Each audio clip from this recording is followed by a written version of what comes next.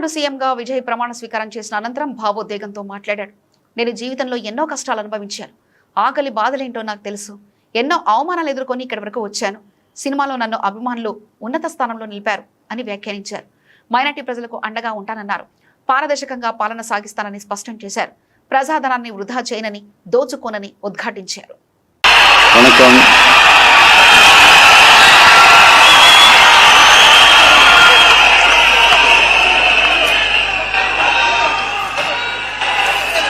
என்ன சொல்றது, எப்படி ஆரம்பிக்கிறதுன்னு தெரியல.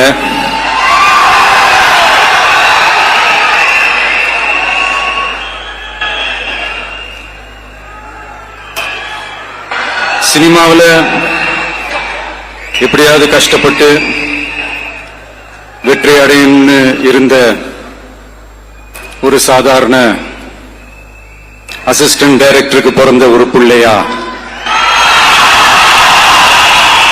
எனக்கும் வாழ்க்கையில வறுமைனா என்னன்னு எனக்கு நல்லாவே தெரியும். பசினா என்னன்னு எனக்கு நல்லாவே தெரியும். நான் ஒன்னும் பெரிய மன்னர் பரம்பரையில இருந்தெல்லாம் வந்துடல. உங்களை மாதிரிதான், உங்கள ஒருத்த மாதிரிதான், உங்க குடும்பத்துல ஒருத்த மாதிரிதான், உங்க புள்ள மாதிரிதான், உங்க மகன் மாதிரிதான், உங்க அண்ணன் மாதிரிதான், உங்க தம்பி மாதிரிதான்.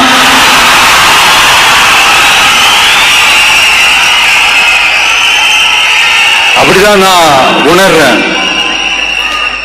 நீங்களும் என்ன அப்படி நினைச்சதுனாலதான் சினிமாவில் எனக்கு ஒரு மிகப்பெரிய ஒரு இடத்த ஒண்ணு கொடுத்தீங்க. அதையெல்லாம் விட்டுட்டு உங்களுக்காக நன்றி கடன் செலுத்துறதுக்காக அரசியலுக்கு வந்த இந்த விஜய நீ வா விஜய், நாங்களா இருக்கோம், பாத்துக்கிறோம்.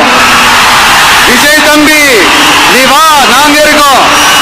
விஜய் தம்பி நீ வா, நாங்க இருக்கோம்.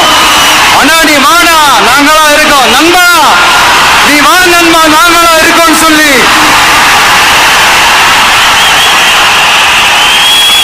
அவ்வளவு அன்பா, அவ்வளவு உறவா என்ன ஏத்துக்கிட்டீங்க. இந்த நேரத்தில் இதை நான் சொல்லணும். இந்த டிராவல்ல, இந்த ப்ராசஸ்ல எனக்கு எவ்வளவோ கஷ்டங்கள், எனக்கு எவ்வளவோ இந்த அவமானப்படுத்தினதெல்லாம் ஒரு பக்கம் இருந்தாலும், எனக்காக கூட நின்ன உங்களுக்கும் அதே மாதிரி கஷ்டங்கள், அதே மாதிரி அவமானங்கள், அதையெல்லாம் நீங்க பெருசா எடுத்துக்காம, அதையெல்லாம் நீங்க பொருட்டாவே எடுத்துக்காம, என்னோட வலிகளை, என்னோட வேதனைகளை உங்களோட தான் நினைச்சு என் கூடவே நின்று இன்னைக்கு சி ஜோசப் விஜய் எனும் நான்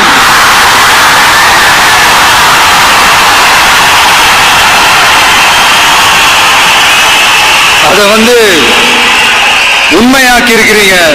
உண்மையிலே எனக்கு என்ன சொல்றதுன்னு எனக்கு தெரியல. என்னுடைய உறவுகளே, என்னுடைய சொந்தங்களே, நான் ஒன்னும் தேவ தூதன்லாம் கிடையாது. நானும் ஒரு இயல்பான ஒரு வாழ்க்கை வாழ்ற ஒரு சாதாரணமான மனுஷன்தான். நான் முன்னாடியே சொன்ன மாதிரி அது செய்வேன் இது செய்வேன்னு பொய்யான வாக்குறுதிகள்லாம் கொடுத்து உங்களை நான் ஏமாத்த மாட்டேன். எது சாத்தியமோ அது மட்டும்தான் நான் செய்வேன். இம்மிடியட்டா உங்க மனசுல ஒரு கேள்வி ஒண்ணு வரலாம், அப்ப சாத்தியம் இல்லாததை செய்ய மாட்டாங்களா, செய்ய முடியாதா அப்படின்ற ஒரு கேள்வி ஒண்ணு வரலாம். இத்தனை கோடி மக்கள் என் கூட இருக்கும் போது எது வந்தாலும் பாத்துக்கலாம், என்ன வந்தாலும் பாத்துக்கலாம்.